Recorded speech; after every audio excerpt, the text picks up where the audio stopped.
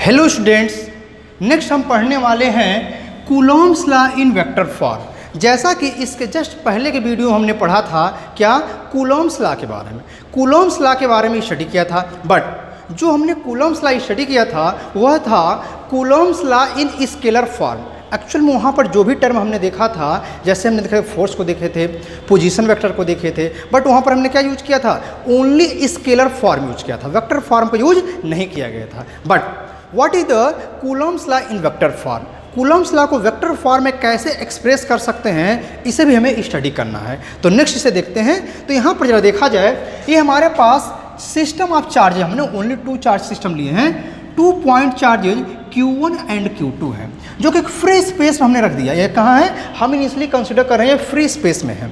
तो free space में हमने 2 चार्जेज Q1 एंड Q2 लिए हैं। चार्ज कैसे हैं, पॉइंट स्टेशनरी चार्जेज है, पॉइंट मीन्स फिक्स्ड है।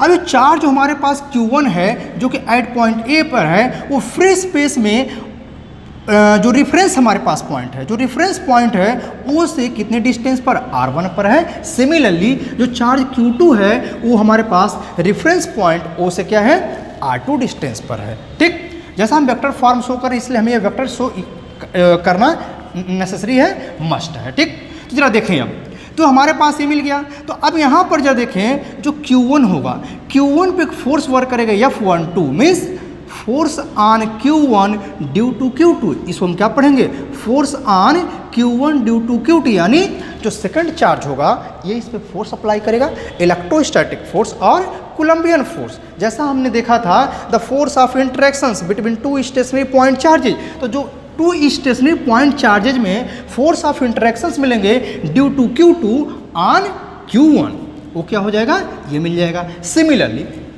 Q1 भी तो फोर्स अप्लाई करेगा, वो क्या करेगा, B पर, यानी जो Q2 पर फोर्स अप्लाई करेगा, तो हम यहाँ पर यूज कर लेंगे, सॉरी यहाँ पर F21 होगा।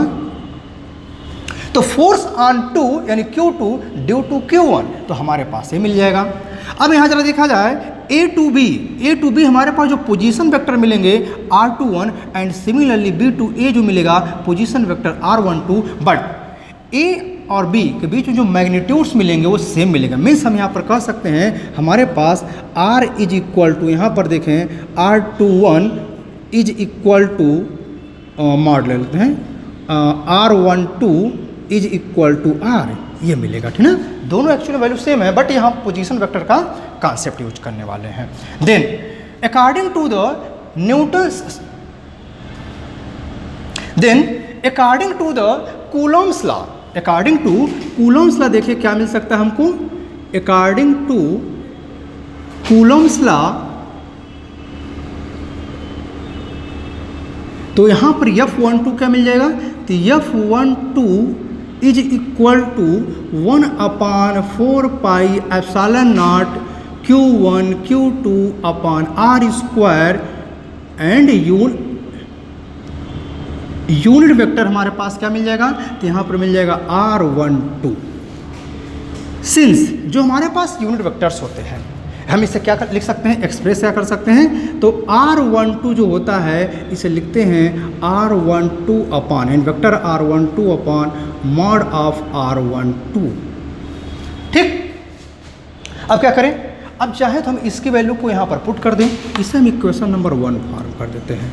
देयरफॉर क्या हो जाएगा, therefore R12 is equal to 1/4 pi epsilon naught, ये मिल जाएगा Q1 Q2 अपॉन।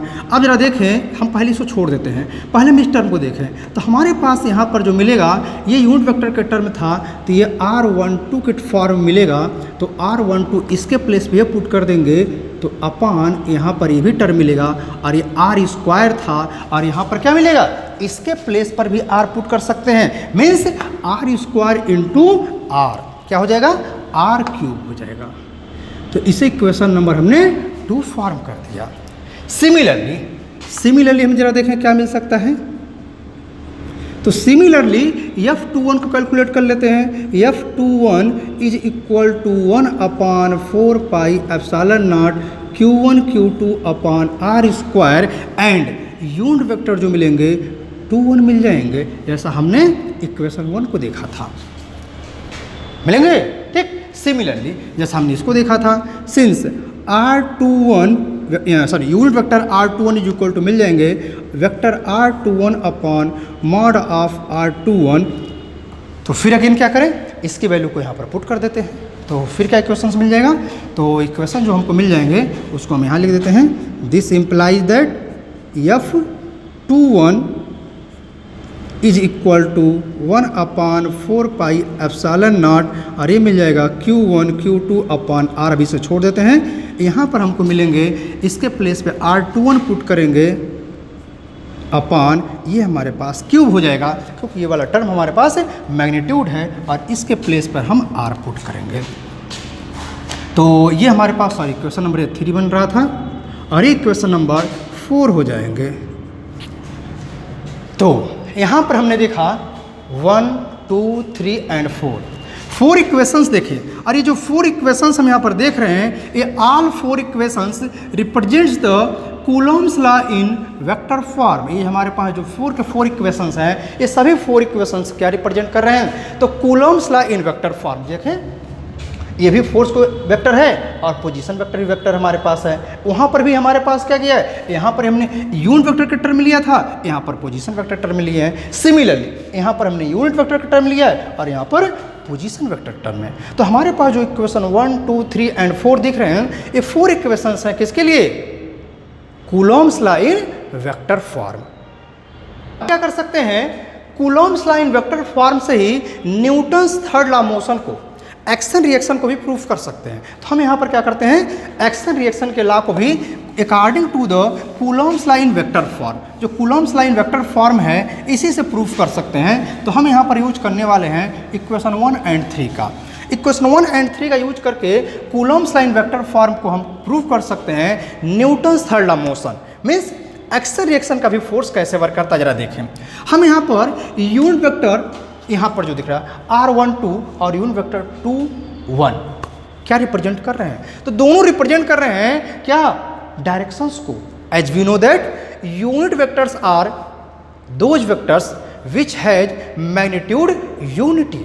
मैग्नीट्यूड क्या होते हैं, यूनिटी होते हैं, 1 होते हैं, एंड एक पर्टिकुलर डायरेक्शन को शो करते हैं। तो यहाँ पर जो हमको मिलेगा यूनिट वेक्टर्स मिलेंगे, R12 जो मिलेंगे, हम क्या कर सकते हैं, since unit vector R12 is equal to minus unit vector R21, दोनों के हमारे पास क्या है, यही रिलेशंस है। यहाँ पर जो रिलेशंस मिलेंगे, यानी मैग्नीट्यूड सेम है एंड डायरेक्शन अपोजिट है। तो देयरफॉर इक्वेशन 3 को हम क्या कर सकते हैं, तो इक्वेशन 3 को हम क्या लिख सकते हैं, तो लिखते हैं therefore equation 3 can be retain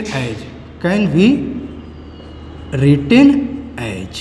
तो इसे हम इक्वेशन 3 को क्या लिख सकते हैं, अब इक्वेशन 3 को हम लिख सकते हैं F21 is equal to 1 upon 4 pi epsilon naught Q1 Q2 upon R square, इसी टर्म में रहने देते हैं, इनटू यहाँ पर क्या रखेंगे, R यहाँ पर हमने देखा था, इसके प्लेस पे ये पुट करेंगे तो माइनस आ जाएगा, माइनस R12, है ना। यहाँ पर दोनों इंटरचेंजेबल हैं, और इसे क्या लिख सकते हैं, F21 is equal to minus 1 upon 4 pi epsilon naught Q1 Q2 upon R square and unit vector R12। Equation number 5 बन चुका था, यह 5 नंबर होगा।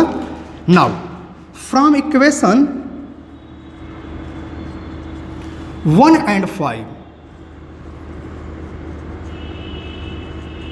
वी गेट, अब क्या करें, हम इक्वेशन 1 और 5 को कंपेयर करते हैं। तो हम क्या देख रहे हैं, 1 अपान 4 पाई एप्सिलॉन नॉट, दोनों में ये टर्म ओवरऑल टर्म क्या कॉमन दिख रहे हैं, मीन्स हम क्या लिख सकते हैं, हम ये लिख सकते हैं F12 is equal to minus F21। अरे यही तो है क्या, this is the Newton's third law motion. Newton's third law motion जो होती है, एक्शन रिएक्शन जो हमारे पास लॉ होते हैं, वो यही तो लॉ है, इसी से हम प्रूफ करते हैं। इसी लॉ को प्रूफ किया जाता है कि जो न्यूटन्स हमारे पास थर्ड लॉ मोशंस हैं, वो क्या होंगे, तो यही हमारे पास हैं। तो हमने क्या देखा, Coulomb's law in vector form, and on the basis of Coulomb's law in vector form हमने प्रूफ कर दिया न्यूटन्स थर्ड लॉ मोशन को। This is the very very important formula, this is the very very important formula. और इसके बारे में ये जो प्रॉपर्टीज हम पढ़ेंगे, प्रॉपर्टी जिसके बारे में पढ़ेंगे तो वहाँ पर इसके बारे में प्रूफ करते हैं, उसके बारे में एक्सप्लेन करते हैं कि जो इलेक्ट्रोस्टैटिक फोर्स होते हैं ये न्यूटन्स लॉ को भी ओबे करते हैं।